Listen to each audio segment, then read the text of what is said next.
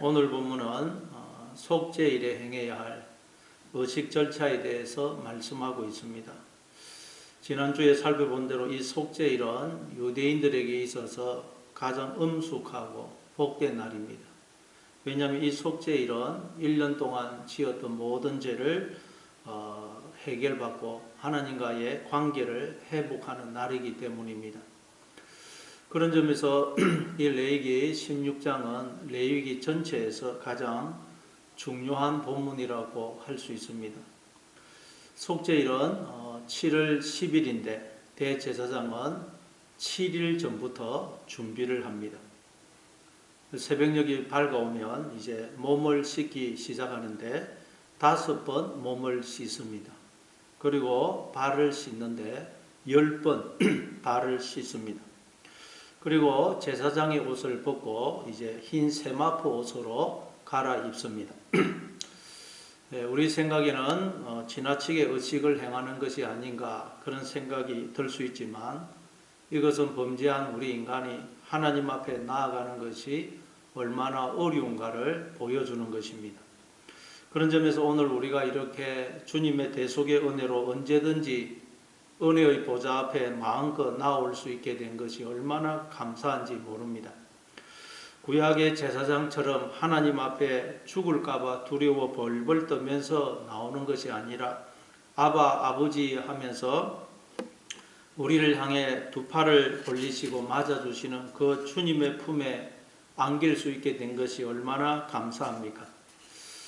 이제 몸을 씻고 흰 세마포 옷으로 갈아입은 대제사장은 먼저 자신과 자신의 가족의 죄를 위한 속죄 제물인 수송아지 그 머리 위에 안수를 하고 이제 그 수송아지를 속죄 제물로 드립니다. 즉 송아지를 잡아서 그 몸은 번제로 드리고 그 피를 가지고 지성소 안에 들어갑니다. 이 제사를 드리는 동안 대제사장은 10번이나 여호와여라는 말을 반복합니다. 그러면 옆에서 땅에 엎드러져 있던 백성들은 여호와여라고 부를 때마다 복되도다 여호와의 이름이여 그의 나라와 영광은 영원무궁하도다 하고 화답했습니다.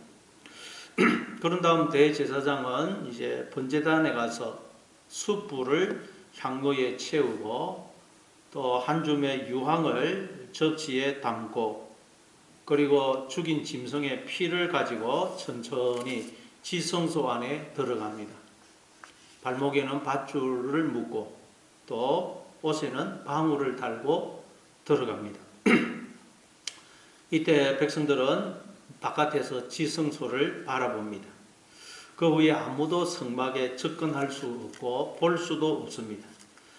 대제사장은 홀로 지성소 안에 들어가서 먼저 향을 태워서 그 발생하는 연기로 그 속죄소 법궤의 뚜껑인 속죄소를 가립니다. 그리고 수송아지 피를 손가락으로 찍어 속죄소 동편에 뿌리고 속죄소 앞에 7번 뿌립니다. 이렇게 대제사장은 먼저 자신과 자신의 가족의 죄를 위한 속죄 제사를 드립니다. 그런 다음 백성의 죄를 위한 속죄 제사를 드리는데 이때는 수송아지가 아닌 염소를 잡아서 제사를 지냅니다. 그 후에 지성소에서 나와서 아사셀을 위한 염소의 머리에 두 손을 얹고 안수합니다. 이스라엘 모든 백성들의 죄를 그 아사셀을 위한 염소에게 다 전가시키는 것입니다. 그런 다음 제사장은 염소를 끌고 예루살렘 서문을 향하여 밖으로 나갑니다. 감람산까지 염소를 끌고 갑니다. 특별히 지명된 사람들이 염소를 인계받아 가는데 광야까지 10개의 인수인계소가 있었다고 합니다. 1명 내지 2명이 있어서 염소를 받아 광야까지 끌고 가서 놓아줍니다. 그러면 염소는 드디어 광야 깊은 곳으로 들어갑니다.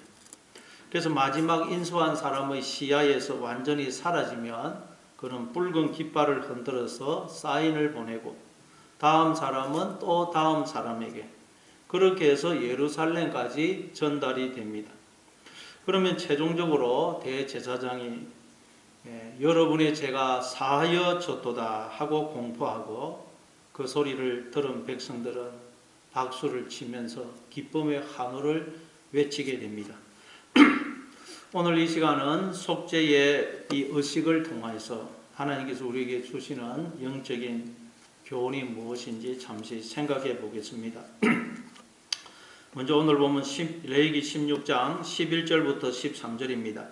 아론은 자기를 위하여 속죄제에 수송아지를 드리되 자기와 집안을 위하여 속죄하고 자기를 위한 그 속죄제 수송아지를 잡고 향료를 가져다가 여호와 앞에 제단 위에서 피운 불을 그것에 채우고 또 곱게 간 향기로운 향을 두 손에 채워 가지고 휘장 안에 들어가서 여호와 앞에서 분향하여 향년으로 증거계 위 속죄서를 가리게 할지니 그리하면 그가 죽지 아니할 것이며 아론은 백성의 죄를 속하기 전에 먼저 자신과 가족의 죄를 위한 속죄 제사를 드려야 됩니다. 자신의 죄 문제를 해결받지 못한 자가 다른 사람의 죄를 해결해 줄 수는 없기 때문입니다. 오늘 우리는 다 왕같은 제사장입니다. 따라서 우리는 다른 사람으로 하여금 죄를 속함받도록 해주기 전에 먼저 나부터 죄를 속함받아야 합니다. 즉 나부터 먼저 회개해야 됩니다. 내가 먼저 정결해야 됩니다. 내가 정결해질 때 다른 이의 죄를 속죄할 수 있는 것입니다. 그래서 하나님은 내 가정, 내 주변의 사람들의 죄를 속하기 위해 먼저 나를 정결케 하시는 것입니다. 나로 하여금 먼저 회개케 하시는 것입니다. 나로 하여금 먼저 겸손한 자가 되게 하십니다. 그래서 예수 믿는 우리의 인생에 고난과 환난과 시련이 끊임없이 주어지는 것입니다. 그래야만 우리가 회개하고 정결해지기 때문입니다. 겸손해지기 때문입니다. 재련의 과정을 통과하지 않고 정금이 될 수 없듯이 고난을 통과하지 않고서 우리는 절대로 정결해질 수가 없습니다. 그러니 고난과 환난과 시련이 주어질 때 하나님이 나를 사랑하시지 않는 모양이다. 나를 버리신 모양이다. 그렇게 생각하지 마시고 하나님이 나를 대제사장으로 삼아 내 가정과 내 주변의 사람들의 죄를 속하기 위해 먼저 나를 정결케 하고 계시는구나 하고 생각하고 감사하시기 바랍니다. 그래서 우리의 영원한 대제사장 되시는 예수님도 그렇게 많은 고난을 받고 십자가에 달려 죽으신 것입니다. 그래야만 다른 사람의 죄를 속할 수가 있기 때문입니다. 또한 대제사장은 자신의 죄를 위해 지성소에 들어갈 때와 또 백성들의 죄를 위해 지성소에 들어갈 때 동일하게 향로에 향을 피워 정극의 위 속죄소를 가리도록 해서 죽임을 면하여야 됩니다. 그 향년으로 속죄소를 가리지 않으면 죽임을 당해요. 향년으로 속죄소를 가려야 죽임을 면합니다. 그러니까 오늘날 대제사장인 우리도 하나님 앞에서 늘 향년을 피워야 된다는 말이에요. 향년을 피워야 됩니다. 그래야 우리가 죽지 않습니다. 그럼 오늘 우리가 피워야 될 향년은 무엇일까요? 요한계시록 8장 3절입니다. 또 다른 천사가 와서 제단 곁에 서서 금향로와 함께 많은 향을 받았으니 이는 모든 성도의 기도와 합하여 보좌 앞에 금제단에 드리고자 함이라. 오늘 우리가 하나님 앞에서 늘 피워야 될 향년은 바로 기도임을 알 수가 있습니다. 기도가 무엇입니까? 하나님과 대화하는 것이요. 또 하나님의 입이 되어서 하나님의 말을 하는 것입니다. 다시 말해서 하나님이 주시는 그 영으로, 말씀으로 하나님의 생각, 영의 생각을 하는 것을 기도라고 그러는 것입니다. 그래서 성경은 쉬지 말고 기도하라. 늘 하나님의 생각, 영의 생각을 하라는 말입니다. 우리가 기도의 향년을 피울 때, 즉 영의 생각, 하나님의 생각을 하게 될 때 그때 우리는 하나님의 생명과 복에 참여하게 됩니다. 즉 산자가 돼요. 그러나 우리가 기도의 향년을 피우지 않으면, 즉 우리가 육신의 생각을 하게 되면 하나님과의 관계가 단절되어서 하나님의 생명과 복에서 끊어지게 됩니다. 즉 죽은 자가 됩니다. 그래서 로마서 8장 6절에 보면 육신의 생각은 사망이요 영의 생각은 생명과 평안이니라 그러죠. 바로 우리가 영의 생각, 하나님의 생각을 하는 것이 기도의 향연을 피우는 것이요.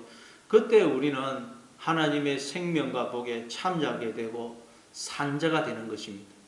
그러면 이 하나님의 생명과 복을 또 나누어주게 돼요. 다른 사람의 죄를 속해 줄 수가 있는 것입니다. 그러니 날마다 기도의 향연을 피우므로 저 영의 생각, 하나님의 생각을 하심으로 하나님의 생명과 복에 참여할 뿐만 아니라 이 생명과 복을 나누어주는 그런 대제사장으로 산자로 살아가시는 여러분 되시기를 바랍니다. 그리고 또 14절부터 16절입니다. 그는 또 수송아지의 피를 가져다가 손가락으로 속죄소 동쪽에 뿌리고 또 손가락으로 그 피를 속죄소 앞에 7번 뿌릴 것이며 또 백성을 위한 속죄소 염소를 잡아 그 피를 가지고 휘장 안에 들어가서 그 수송아지 피로 행한같이 그 피로 행하여 속죄소 위와 속죄소 앞에 뿌릴지니 곧 이스라엘 자손의 부정과 그들이 범한 모든 죄로 말미암아 지성소를 위하여 속죄하고 또 그들의 부정한 중에 있는 해막을 위하여 그같이 할 것이요. 아론은 자기의 죄를 위해서는 수송아지의 피를 그리고 백성의 죄를 위해서는 염소의 피를 가지고 지성소에 들어가서 속죄소 위와 앞에 7번 뿌렸습니다. 이때 뿌려진 짐승의 피는 예수님이 십자가 위에서 흘리신 그 보혈을 예표합니다. 그리고 7번 7은 완전수죠. 이건 뭘 의미하죠? 바로 예수님이 십자가에서 굵은 대못에 박혀서 끊임없이 물과 피를 흘려주셨는데 그건 뭘 의미한다 그랬습니까? 바로 하나님이 바짝 마른 나무와 같은 우리와 굵은 대못에 박히는 고통을 감수하시면서 하나가 되셔서 끊임없이 물과 피를 생명을 부어주심으로 바짝 마른 나무와 같은 우리에게 이렇게 생명이 흘러서 우리가 생명으로 존재하는 것을 의미한다고 했습니다. 그러니까 우리가 생명으로 존재한다는 말은 하나님이 나와 영원히 하나가 되어 주셨다는 말이요. 또한 하나님으로부터 끊임없이 물과 피를 생명을 전부를 주시는 사랑을 받고 있다는 말입니다. 따라서 나에게 주어진 생명, 이 몸, 은사, 재능, 종기, 영광, 부 모든 것은 내 것이 아니라는 말이에요. 이 나라는 존재가 내 것이 아니라는 말입니다. 우리는 이 사실을 깨닫고 나라는 존재를 주인이신 하나님께 내어드리고 하나님의 다스림을 받아야 됩니다. 하나님을 내 마음속에 주인으로 머리로 영접을 해야 돼요. 날마다 하나님으로 나를 채워야 됩니다. 하나님으로 충만해져야 돼요. 에베소서 1장 23절입니다. 교회는 그의 몸이니 만물 안에서 만물을 충만하게 하시는 이의 충만함이니라. 하나님은 우리의 머리가 되시고 우리는 하나님의 몸입니다. 그래서 하나님은 우리의 머리가 되셔서 몸인 우리를 충만하게 하세요. 그런데 우리가 교만하여 즉 스스로 자신의 머리가 됨으로써 하나님이 우리를 충만케 하시는 그걸 거부하고 있는 것입니다. 따라서 우리는 머리의 자리에서 몸으로 하나님의 발등상 아래로 내려가서 하나님의 다스림을 받음으로 하나님으로 충만해져야 됩니다. 복음성가 중에 하나님의 꿈이 나의 비전이 되고 예수님의 성품이 나의 인격이 되고 성령님의 권능이 나의 능력이 되길 원하고 바라고 기도합니다. 라는 가사에 복음성가가 있죠. 그렇습니다. 하나님의 꿈이 나의 비전이 되고 예수님의 성품이 나의 인격이 되고 성령님의 권능이 나의 능력이 되는 것. 이게 오늘 대제사장, 왕같은 대제사장이 우리가 마음이라는 속죄소에 뿌려야 될, 우리의 마음이라는 속죄소에 뿌려야 될 피입니다. 자꾸 하나님으로 나를 채우는 것. 이게 우리가 속죄소에 뿌려야 될 피를 뿌리는 것입니다. 날마다 마음이라는 속죄소에 피를 뿌림으로 하나님으로 충만해지는 여러분 다 되시기를 바랍니다. 또 17절부터 19절입니다.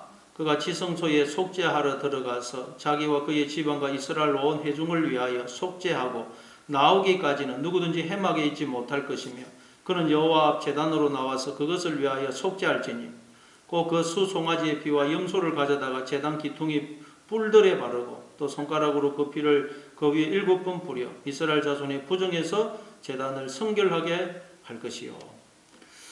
아론이 지성소에 들어갈 때 누구와 함께 들어가지 못합니다. 오직 혼자 들어가야 됩니다. 아론이 지성소에 들어가 있는 동안에는 그 누구도 회막 안에 있으면 안 됩니다. 다 성전 뜰에서 기다려야 됩니다. 이처럼 우리는 오직 홀로 하나님 앞에 서야 됩니다. 홀로 하나님 앞에 나아가야 됩니다. 왜냐하면 하나님과 우리의 관계는 오직 1대1의 관계이기 때문입니다. 그래서 하나님이 우리를 향해서 너는 내 것이라 그러지 않습니까? 내가 너를 구속하였고 내가 너를 지명하여 불러나니 너는 내 것이라 그러죠. 이건 하나님과 우리의 관계가 부부 관계처럼 절대적이고 배타적인 관계라는 뜻입니다. 연인이 서로를 향하여 너는 내 것, 나는 네 것 그러지 않습니까? 바로 하나님이 우리를 향하여 너는 내 것이라 그리고 나는 네 거야 그러시는 것입니다. 그래서 성경에 보면 또 하나님이 우리를 향하여 나는 내 하나님이니라 그러시죠. 두려워하지 말라. 내가 너와 함께 하느니라. 놀라지 말라. 나는 내 하나님이 됨이니라. 이 말은 하나님이 나는 너 거야 그러시죠. 너 거야. 이처럼 하나님은 당신의 전부를 주시는 사랑을 나에게 하실 뿐만 아니라 나에게서도 나의 전부를 주시는 사랑을 요구하십니다. 우리가 나의 전부를 주는 사랑을 할 수 있는 것은 하나님이 먼저 우리를 사랑해 주셨기 때문입니다. 사랑을 받은 자만 사랑할 수 있어요. 사랑을 받은 적이 없는 사람은 사랑할 수가 없습니다. 그리고 우리가 사랑을 받고 사랑을 할 때 인간은 진정한 만족과 행복을 누릴 수 있어요. 왜냐하면 하나님께서 우리 인간을 사랑의 대상으로 지었었기 때문입니다. 그러니 여러분 십자가를 통해 드러난 그 하나님의 사랑을 늘 기억하시므로 그 하나님의 사랑이 여러분의 마음을 충만히 채워서 그 사랑을 받고 또 사랑을 함으로써 세상이 알 수 없는 평안과 행복을 누리시는 여러분 되시기를 바랍니다. 그리고 마지막으로 20절부터 22절입니다.